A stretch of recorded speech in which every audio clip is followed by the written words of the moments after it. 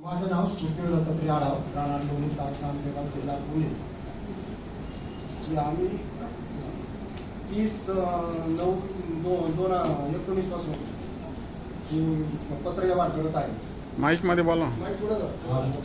पत्र व्यवहार करत आहे. आमच्या गावात दोन ठराव झालेले आहे. पहिले की 26/8ला एक ठराव झालेला आहे का लोणी गावात खडीक्रेशर, खानपट्टा साठवून त्याला कोणतीही परवानगी देऊ नये. आणि त्याच्यानंतर 13/12ला एक ठराव झालाय का लोणी गावात कोणत्याही प्रकारचे आपला खानपट्टा, खडीक्रेशर किंवा साठवून याला परवानगी न देता लोणी गावात खडीक्रेशर असतील ते सुद्धा बंद करा. त्यानंतर त्यांनी 13/8/19ला त्यांनी अर्ज केला होता का मला खडीक्रेशरसाठी परवानगी व त्याला खाणकामासाठी. तर तो ग्रामसभेने फेटाळल्यानंतर त्यांनी अगोदरच 6 महिने अगोदर ग्रामसभेचे प्रोसिडिंग दाखवून म्हणजे त्याच्यात ठराव हा क्रमांकाचा ठराव आहे 5 नंबरचा. त्याच्यात 5व्या वित्त आयोगाचा म्हणजे 14व्या वित्त आयोगाचा ठराव असा होता की अपूर्ण कामं पूर्ण करण्यात यावं, म्हणजे खडीक्रेशरचा कोणताही नव्हता. आणि मग ते बोगस सोडून परवानग्या घेतल्या. परवानग्या घेतल्यावरती म्हणजे खडीक्रेशरला एक परवानगी, समजा परत खानपट्ट्याला एक ग्रामपंचायतीची बोगस दुसरी परवानगी. आणि त्यानंतर ज्या गटात परवानगी दिली होती खानपट्टा करायला 41-42 मध्ये, तिथं न खांदता फॉरेस्ट पासून काही अंतरावर एकदम म्हणजे 10 ते 15 फुटावरती त्यांनी खानपट्टा तयार केला तिथं. बरं, आम्ही सर्वसामान्य शेतकऱ्याला कोणाला माहित असतं इथं सरकारी मोजणी लागते खानपट्टा तयार करताना. मग त्यावेळेस त्या कोणालाच माहित नव्हतं ना. त्यानंतर आमच्या हातीत घुसून तोडायला लागला चुकीची मोजणी करून. नंतर आम्ही तक्रारी केल्याच्या नंतर तर त्यावेळेस मग त्यांनी काय केलं की बाबा तुम्ही सरकारी अधिकाऱ्यांनी आम्हाला दाखवलेले हे बरोबर आहे. मग बरोबर आहे तर मग तुम्ही कुठेही गेला एखादा अधिकारी जरी आला तरी त्याला मी दिवसा नीट करेन, हे चुकीचं जर म्हणला तर. मग म्हणलं काय करू दादा, हे चुकीचं आहे ना, कशाप्रमाणे मोजणी नाही. मोजणी नसल्यामुळे मग ते म्हणायचं मी दिवसा अधिकाऱ्यांना नीट करीन. मग तुम्हाला कुठे जायचे जा, इथं नाही भेटले तर पोलीस स्टेशनला भेटेल. मग काय करू दादा, जाऊ का काय, तर मला बिनधास्त तुम्हाला कुठे जायचे. मग तिथून पुढं आम्ही पोलीस स्टेशनला गेलो. पोलीस स्टेशनला गेल्यावर त्यांनी सांगितलं आम्ही 10 वर्षापूर्वी परवानगी घेतली. मग 10 वर्षापूर्वी परवानगी घेतली म्हणलं असं मला माहित नव्हतं. कुठं माहिती मला चांगली दिली का 10 वर्षापूर्वी परवानगी भेटते. मग 10 वर्षापूर्वी मग त्यासाठी मी आपलं खनिकर्म विभागाच्या अधिकाऱ्यांना जे काय असायची ते 120 पद खाल्लं जाते. मग ते चौकशी करताना आम्हाला ते ना हरकत दाखला ग्रामपंचायतमध्ये गेलं, आपण कोणताही ना हरकत दाखला दिलेला नाही. मग ते परवानगी तिथं ना हरकत दाखला भेटल्यावरती आम्ही काय केलं, परत ग्रामपंचायतीचे प्रोसिडिंग काढली. तर त्याच्यात ते धिरेगाव ग्रामसभेचा ठराव हे काही सगळं उडावणी बंडल वाचल्यामुळं म्हणजे ते मग आम्ही शिवंग आपले जिल्हा परिषद तक्रार केली असं असं आहे. दोन्ही गावच्या ग्रामपंचायतीची फसवणूक झाली, शासनाची फसवणूक झाली, आमची शेतकऱ्याची खूप मोठी आमची फसवणूक झाली.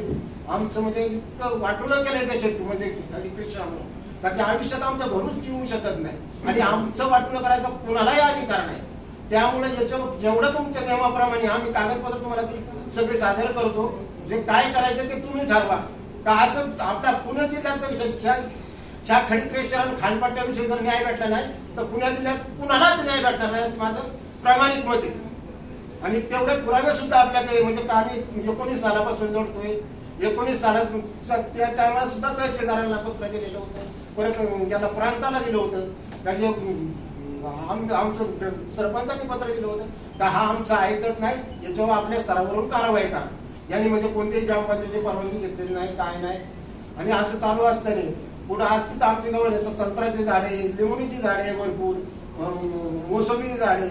पण आज त्याचे माझे काही फोटो उपलब्ध आहे ते तुम्हाला दाखवतो लागलं तर 23 सालापासून फोटो उपलब्ध आहे आमच्याकडे. तिथं म्हणजे 8 महिने पूर्ण धूळ म्हणजे धूळ आणि नापीक जमीन झाली. म्हणजे झाडांना फुटायचं म्हणजे 8 महिने असं असते का नुसतं असं हे केलं तर ते शेजारून जायला म्हणजे अंगाला लगेच कचरा लागतो.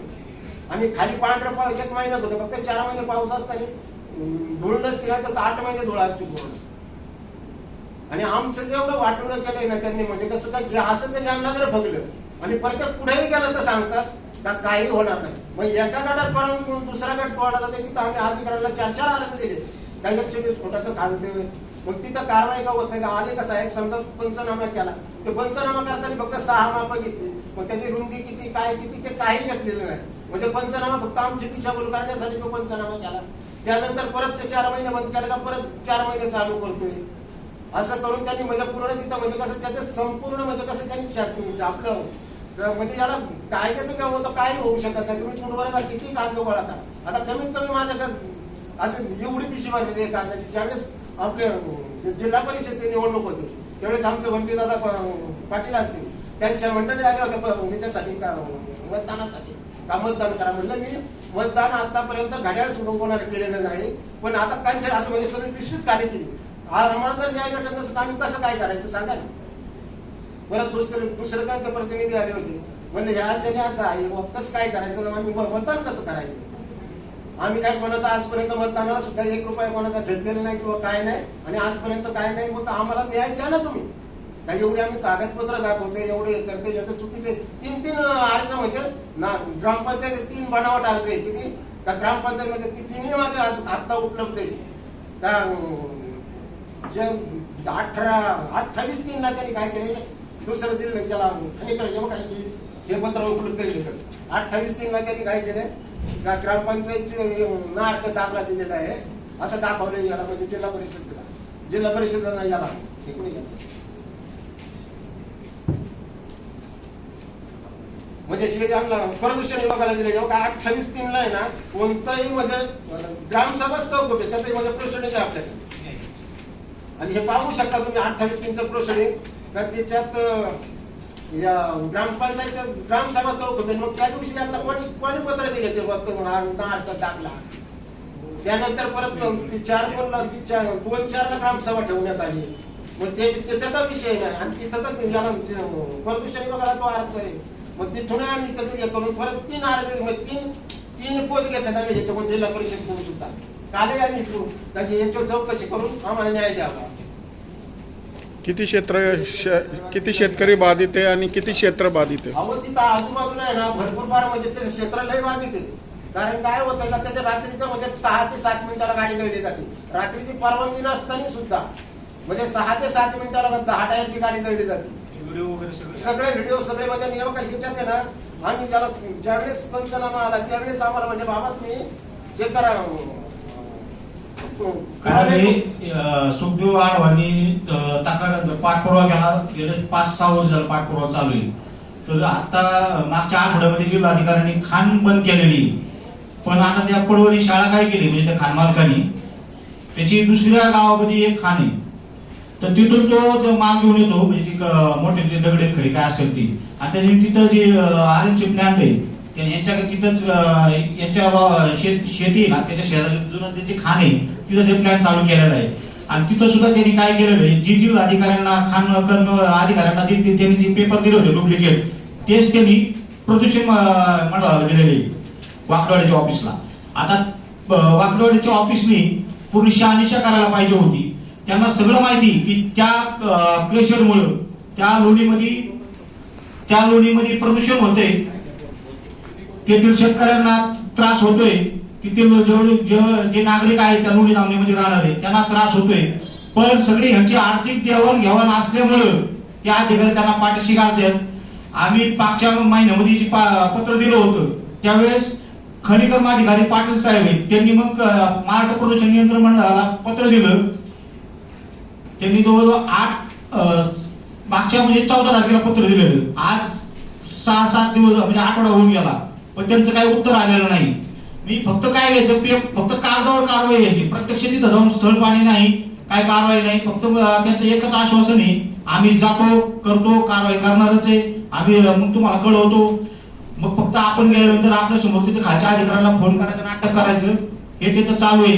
याच्यामध्ये जर ग्रामपंचायतीने परवानगी परमिशन दिली नाही किंवा कुठलं ठराव दिलं हो खाण मालकांना हो ग्रामस्थ का गप आहे किंवा ग्रामसेवक का गप आहे किंवा मग सरपंच तेच काय झालंय ह्यांच्या सगळ्यांवर एक तिथं राजकीय दबाव अधिकाऱ्यांचा दबाव.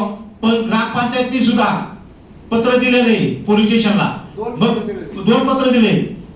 म्हणजे जे ग्रामपंचायत सीओ आहे जिल्हा परिषद उपकार्यकारी अधिकारी भूषण जोशी साहेब यांनी पत्र दिलेले बीडीओला की तुम्ही हे जे त्यांनी जे ठराव जे केला ते डुप्लिकेट लेटर पॅडवर केलेला आहे, सरपंचाची सही नाही, शिक्का वगैरे त्यांनी बनवून घेतलेले, मग त्यावर तुम्ही गुन्हा दाखल करा. त्यांनी सूचना केलेली आणि ते पण तोंडी नाही तर पेपर त्यांना कागद दिलेला आहे. मग ती बिडवणी ग्रामपंचायतला सांगितलं, ग्रामपंचायतीने पत्र दिलं, स्वतः ग्रामसेवक आणि जी काय त्यांचे काही लोक असतात तिथं जेव्हा गेले होते पीआय कडे. आज 2 महिने झाले त्याचा पत्रव्यवहार चालू आहे, पण पीआयनी कसली दखल घेतलेली नाही. याचा अर्थ सरळ आहे की सगळे मॅनेजर आणि माझी सगळ्या पत्रकार बंधूंना पण विनंती, आपल्याला पण माहिती आहे की खान जो माणूस चालवतो त्याला सर्व महसूल अधिकारी, लोकप्रतिनिधी आणि जी गावातले जी म्हणजे ज्याचं वजन आहे पुढारी त्याचा हात असतो त्याच्या डोक्यावर.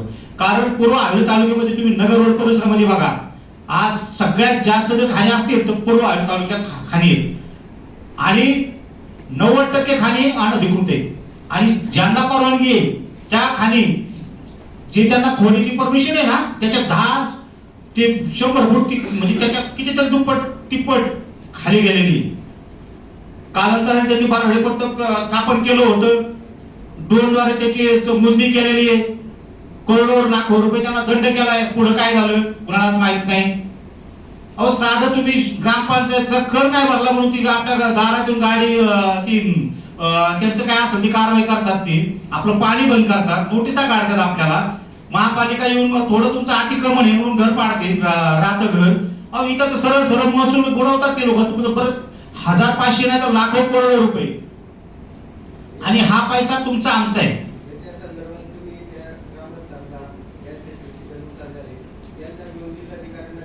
हो, आता हे ग्रामस्थच आहे, सगळ्यांना घेऊन मी जिल्हाधिकाऱ्यांना भेटलो.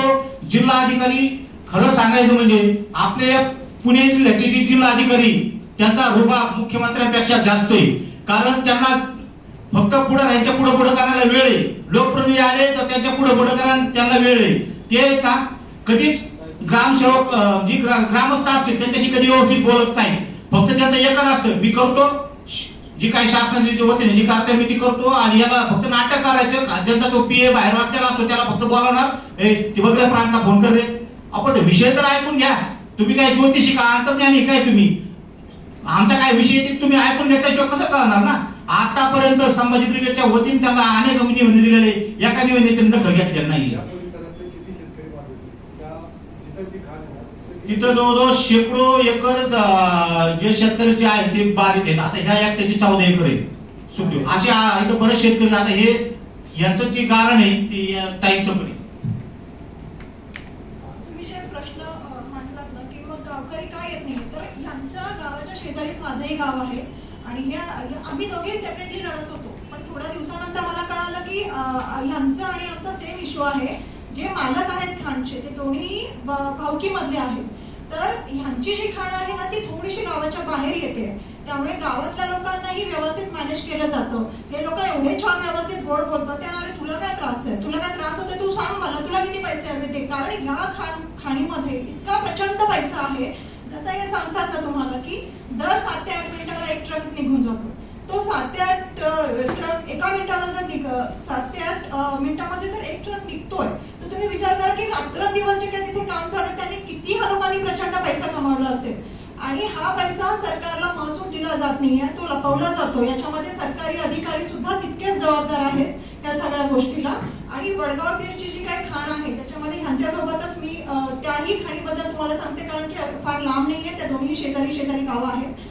पण हे जे खाण काम जे चाललेलं आहे, जसं दादांनी सांगितलं की परवानगी ह्यांना जी दिलेली जाते अधिकृतपणे त्याच्या अनेक पटींनी हे लोक खाणकाम करतायत आणि त्याचा पर्यावरणाला प्रचंड म्हणजे खूप हानी आहे. तिथे तिथलं इकॉलॉजिकल सगळं बॅलन्स बिघडला जातोय, भूजल पातळी बिघडली जातीये. आता हे जे काही आहे तर दस्तपणे ह्यांनी जे सांगितलेलं आहे त्या धुळीचं प्रकरण पुढच्या काही वर्षांमध्ये इतकं भयानक होणार आहे तिथल्या गावकऱ्यांना त्रास. कारण फुफ्फुसांचे आजार तुम्हाला लगेच दिसत नाही, त्याला वेळ लागतो. आता स्किनचे आजार सुरू झालेले आहेत आणि यांच्या शेतामध्ये मी स्वतः गेले होते. अक्षरशः खूप वाईट परिस्थिती आहे. पानांवरती जे फळबागा आहेत, त्यांच्या शेती आहे, त्याच्यावरती इतकी प्रचंड धूळ असते आणि काय करणार ते तिथून इथे येतात. ते तुम्ही जर पाहिलं ना त्यांनी डॉक्युमेंट्स किती जमा केलेले आहेत, शिक्षित नाहीयेत ते तरी पण ते लढतायत. आणि त्यांना जर सपोर्ट कोणाचा हवा असेल तर ते दादा जे आहेत संभाजी ब्रिगेडचे, किंवा मी एक सामाजिक कार्यकर्ता आहे, मी सुद्धा त्यांना मागे अजितदादांकडे घेऊन गेले होते. अजितदादांनी शब्द दिला होता की हो खाण बंद होईल. दुर्दैवाने अजितदादांचं निधन झालं. त्याच्यानंतर मग जेव्हा जेव्हा आम्ही जिल्हाधिकाऱ्यांकडे जात होतो, हो ठीक आहे 8 दिवसामध्ये रिपोर्ट मागवणार, तर पुढे काही होतच नाहीये. प्रदूषण विभागाकडे जा तुम्ही, खनिकर्म विभागाकडे जा, ते लोक हो चालू आहे, हे मागवतो ते मागवतो. आणि हे लोक काय करतात, खाली तहसील विभागामध्ये ते लोक मागवणार तहसीलदाराकडून रिपोर्ट, ते लोक कसे त्यांना हवं तसे रिपोर्ट देतात आणि मग परत वर आला की हे म्हणतात हे तर सगळं क्लिअर आहे. आता अजून एक विषय असा की जेव्हा प्रदूषण विभागाकडे तक्रार दिली जाते की खूप धूळ आहे, ते लोक त्यांची गाडी पाठवतात किती धूळ आहे ते मोजायला. हे तर सगळं ते जे खाणमालक आहे त्यांच्यापर्यंत ही न्यूज जाते, त्या दिवशी पुरतं त्या रात्री पुरतं ते खाणकाम बंद केलं जातं. त्यामुळे प्रदूषण विभागाला सुद्धा काहीही म्हणजे ऑन पेपर ते म्हणतात की नाहीच एवढी धूळ, शेवटी ते काम सुरूच होतं. मग अशा पद्धतीने हे जे आहे ना एकमेकांचे फक्त दाखवायचे काम करायचं. आणि हे जे सुखदेव आढाव आहेत ते गावावरून इथे यायला त्यांना स्वतःची दुचाकी नाहीये, काम नाहीये, काय नाही, ते इथे येतात. इथं दिवसभर जातो त्यांचा, शेतीवरती त्यांचं पोट आहे आणि त्यांना न्याय मिळत नाहीये. आता जी त्यांची शेतीची नापिकी झालेली आहे ती आता तर दिसते, आताच नापीक आहेच, पण गेल्या अजून पुढे किती वर्ष त्यांना ते नापिकी कसं करणार, ते त्यांचं आयुष्य कसं जगणार, तर त्यांचं सगळं काही नाहीच राहणार त्यांना प्रोफेशन. तर ते उत्खनन करणारे कोण आहेत लोक, त्यांचे काय नाव आहेत? हा उत्खनन करणारे संभाजी पडवळ यांच्या नावाने खडीपेशरच्या थांबपट्टा व मशीन आहे, पण व्यवसाय त्यांचे वडील पाहतात सगळे, रामाजी पडवळ. आणि माने सुद्धा ते सगळ्या लोकांना तेच स्वतः करतात. आतापर्यंत हे तुम्ही पाहू शकता, 23 सालापासून फोटो आहे. हे पाहिले, हे फोटो जर प्रत्यक्षात कोणीतरी पहा आणि हे फोटो पाहिले, तुमची जर जमीन अशी जर एखाद्याने केली तर काय वाटेल तुम्हाला, याची कल्पना फक्त मनाला बांधा तुम्ही. मी फुकाट म्हणत नाही, आमच्या आयुष्याचं वाटून केलं त्या माणसाने. आता तुमची शासन दखल घेत नाही, तुमच्या बरोबर संभाजी ब्रिगेडचे तरुण कार्यकर्ते आहेत, तुम्ही शासनाला काही इशारा द्याल का, किंवा काय मागणी आहे तुमची, काय पर्याय? आम्ही एवढी कागदपत्र जमवून समजा शासनाला काही तहसीलदाराने यांना अर्ज केलेले एवढी कागदपत्र, एवढे अर्ज कशाला करावा लागतात? म्हणजे एक अर्ज केला समजा एखादं कोणी का वैल एखादं मुरमाचे गरीब शेतकरी किंवा घरी जरी याचा बंगल्याला चौथारा भरायचे किंवा चूक जरी झाली तर लगेच शासनाची माणसं त्यांना अडवतात आणि जिथे 120 फुटाची घाण घेऊन तिथं कोणी सांगून समजा पुरावे देऊन रात्रीचे जे पुरावेमध्ये व्हिडिओ शूटिंगचे पुरावे दिलेत, रात्रीचे गाड्या चालू आहेत त्या पुरावे दिलेत, मशीन चालू आहे ते पुरावे दिलेत, रात्रीच्या बोर चालू आहेत त्याचे पुरावे दिलेत. मग तरी यांच्यावर कारवाई का होत नाही? एका गटाची परवानगी दुसऱ्या गटामध्ये घालण्यात जाते, सरकारी मोजणी न करता घालण्यात जाते. तिथं का महिना मोजणी आणि एक मोजणी अधिकारी सांगतो बाबा तुमचं 1-1.5 गुंठा तोड आहे, दुसरा आणला का तो म्हणतो नाही बरोबर आहे असंच आहे. समजा पहिल्या मोजणीवाल्याने मोजणी केली, त्यांनी दाखवलं त्यावेळेस म्हणलं हे चुकीची मोजणी आहे, नकाशाप्रमाणे आम्ही सरकारी म्हणजे अधिकारी ऑब्जेक्शन घेऊ शकत नाही, पण नकाशाप्रमाणे मोजणी नाही. मग तोच अधिकारी परत येऊन 10 ते 10-15 मीटर वरती दाखवतो परत. मग ती जरी मोजणी का उद्या समजा शेती इथून निघून गेले, हे काय करतात दुसऱ्याच्या नावावर, म्हणजे आता ह्या दादांच्या नावावर जमीन आहे, म्हणजे असे काय झालं का लगेच माझ्या नावावर फिरवतात, परत दुसरा अर्ज केला का त्यांच्या नावावर फिरवतात. आणि याच्यामुळे आम्ही नेमका न्याय परत पुन्हा का मागायचा? म्हणजे का होत नाही? एक अर्ज आता एवढ्या कागद म्हणजे हे फक्त याचं महसूलच आहे. मग याचं अभिलेखाचे वेगळे आणि तिने खवाड्यांना सुद्धा 100 रुपयाचं तिकीट लावून दिले. बा आमच्या गरीबावर इतका अन्याय होतोय तर आमच्या आयुष्याचं इन्कम म्हणजे 100 फुट रान आमचं जर तोडलं फ्लोअर तर नळ भरून येणारे नुकसान जाते. ते म्हणतात हे आमचं काम नाही, पोलीस स्टेशनला गेलं का हे आमचं काम नाही, तुम्ही तहसीलदारांकडे जा. तहसीलदारांकडे गेलं का पालकांचे म्हणजे फोन लावून आता भेटतो मी, पण त्या दिवशी जाऊन आम्ही दुपार म्हणजे बिन भाकरी तुकड्याचं जाऊन गेलो तरी तिथं संध्याकाळी 4 वाजेपर्यंत तहसीलदार साहेब यायचे नाही. मग तिथून तुम्ही इकडे खनिकर्म विभागाकडे जा, त्यांनी परवानगी दिलेली.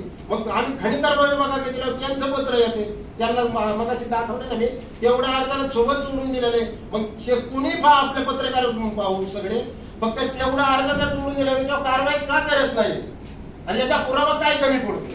स्थानिक आमदार तर थांबवू शकतात ना काम? स्थानिक आमदारांच्या हातात, मग स्थानिक आमदारांना सुद्धा यांनी दिले आहे. जनता दरबारात आम्ही हे दिलेले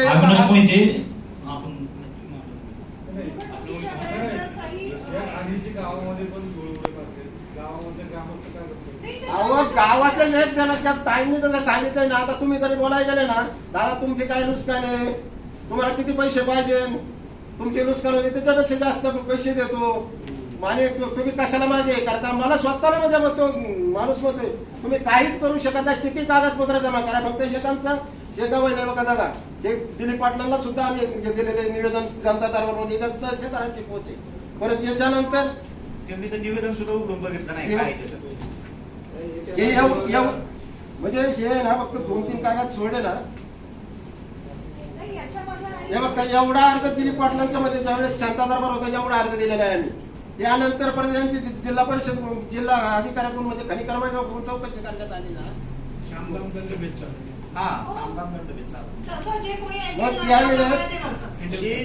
याच्यात म्हणजे असं नमूद आम्ही केलेले काय काय कागदपत्र अर्ज दिले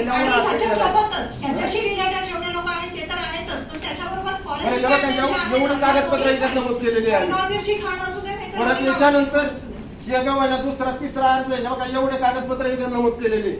हे पाहून का तुम्ही लागले याच्यापेक्षा काय करायला पाहिजे ना आम्ही. मग मी फुकट सांगत नाही की आम्हाला चुकीच्या याच्यात जर न्याय भेटला नाही आम्हाला, तर पुण्या जिल्ह्यात हात जोडून सांगतो कोणालाच न्याय भेटला नाही असा माझा आत्मविश्वास आहे. म्हणजे एवढं चुकीचं काम आहे तिथं. पुढची भूमिका काय आहे संभाजीची? आम्हाला न्याय द्यावा पुढे यापुढे आहे ना, पुढची भूमिका काय आहे तुमची? व्यवहार करून आपला जर न्याय मिळाला नाही, आता बरीचशी पत्र दिलेली आहेत, तर संभाजी ब्रिगेडच्या वतीने आपण काय भूमिका घेणार आहात? मग ज्यावेळेस आता सगळा प्रकार तुमच्या मला वाटते लक्षात आलाच असेल. जवळ घ्या माहिती. शेतकऱ्याची तळमळ आणि पीडित असणारा शेतकरी त्यांनी आता मला असं वाटतं की जवळजवळ हात टेकलेले. न्याय जर मागून मिळत नसेल तर आता न्याय हिसकवण्याची बारी आलेली आहे. म्हणूनच शेतकऱ्यांच्या अन्यायाला वाचा फोडण्यासाठी संभाजी ब्रिगेड मैदानात उतरलेले आहे. म्हणून आपणा सर्वांना पत्रकार बांधवांना विनंती आहे की हा जो मुद्दा आहे, जर हा प्रशासनाच्या थ्रो पुढे येत नसत, त्याच्यावर कारवाई होत नसत, तर आपल्यापर्यंत येण्याची आमची भूमिका हीच आहे की तुमच्या थ्रो हे प्रकरण समाजासमोर आलं पाहिजे. जर वंचित पीडित शेतकरी कष्टकरी यांना जर मागून न्याय मिळत नसेल आणि प्रशासन जर अशा पद्धतीनं मनमानी कारभार करत असेल, म्हणजे गेंड्याच्या कातडीचं जे प्रशासन आहे यांना वटवणीवर आणण्यासाठी आता संभाजी ब्रिगेडनं प्रमुख मागणी अशी केलेली आहे की जर हे जे अधिकारी आहेत, जे तहसीलदार आहेत, प्रांत आहेत, जे कोणी दोषी आहेत या प्रकरणामध्ये त्यांना तात्काळ निलंबित करण्यात यावं अशी आमची मागणी आहे. जे काही बनावट दाखले ग्रामपंचायतचे यांनी दिलेले आहेत, ज्यांनी करून घेतलेले आहेत, त्यांच्यावरती आयपीसी अंतर्गत फौजदारी अंतर्गत त्यांच्यावरती गुन्हे दाखल होऊन त्यांना तात्काळ अटक केली पाहिजे. जे कोणी शेतकरी याच्यामध्ये पीडित आहेत, बाधित आहेत, त्यांना तात्काळ नुकसान भरपाई मिळाली पाहिजे. हा जो प्रकल्प चालू आहे किंवा याच्या मागले जे धनदांडगे आहेत त्यांना शासन झालं पाहिजे आणि हा प्रकल्प जरी बंद असला पाहिजे तरी याची जी खोली आजपर्यंत केली की जितका मालभ्रास या प्रकरणातून खाणीतून उचललेला आहे त्यांना दंडात्मक कारवाई केली पाहिजे अशी संभाजी ब्रिगेडची मागणी आहे. आणि जर शेतकऱ्याच्या अन्यायाला वाचा फुटत नसेल, त्याच्यावरचा अन्याय अत्याचार थांबत नसेल, तर येणाऱ्या काळामध्ये संभाजी ब्रिगेडच्या वतीनं संपूर्ण जे पीडित लोक आहेत, जे शेतकरी आहेत, कष्टकरी आहेत, मजूर आहेत किंवा त्या भागातले रहिवासी आहेत, त्यांना सोबत घेऊन आम्ही या ठिकाणी जिल्हा परिषदेला असेल किंवा तहसीलदारांना घेराव घालणार आहोत. येणाऱ्या काळामध्ये आम्ही आता त्यांना शेवटची वॉर्निंग देणार आहोत की येणाऱ्या काळामध्ये म्हणजे साधारणतः 1 महिन्याच्या कालावधीमध्ये जर या विषयाला त्यांना वाचा फोडता आली नाही तर संभाजी ब्रिगेड शेतकऱ्यांच्या वतीनं मैदानात उतरून जशात तसा ठोशात ठोसा दिल्याशिवाय राहणार नाही अशी आमची प्रमुख मागणी आणि विनंती वजा इशारा सुद्धा प्रशासनाला आम्ही दिलेला आहोत.